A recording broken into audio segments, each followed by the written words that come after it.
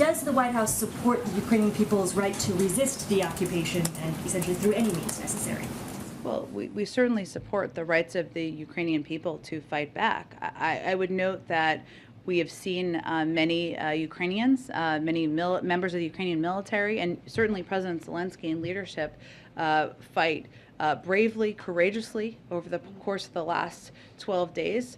I think it's also true that the world needs to be prepared for a very long, difficult road ahead. So yes, we support their right to push back and to fight back against that. Do they have a right to self-defense?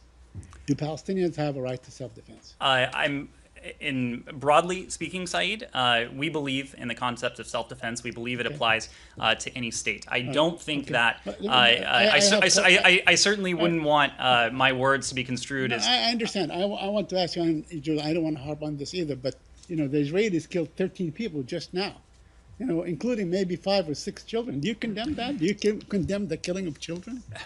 Saeed, I'm asking, do you condemn the killing of Palestinian children? Obviously, and these reports are just emerging, and I understand, I was just speaking to the team, I understand we don't have independent confirmation of facts on the ground yet, so I'm very hesitant to get into reports that are just emerging. Obviously, the deaths of civilians, be they Israeli or Palestinians, are something we would take very seriously. In your response to Saeed's earlier question about whether the Palestinians have a right to self-defense, your answer, you're going to know as soon as I read what your answer was, that there's a big problem with it. You said, well, not a problem, it just doesn't answer the question. We believe that it, meaning the right to self-defense, applies to any state. Well, you see the problem, right? Yes?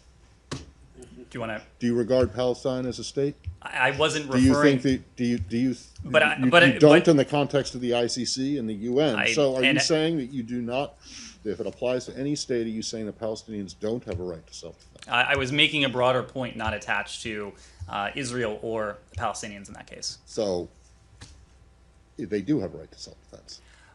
Matt, I'm not no, it's not that I'm not difficult in a a position to debate the legalities right. from up here. What our message is one of de-escalation.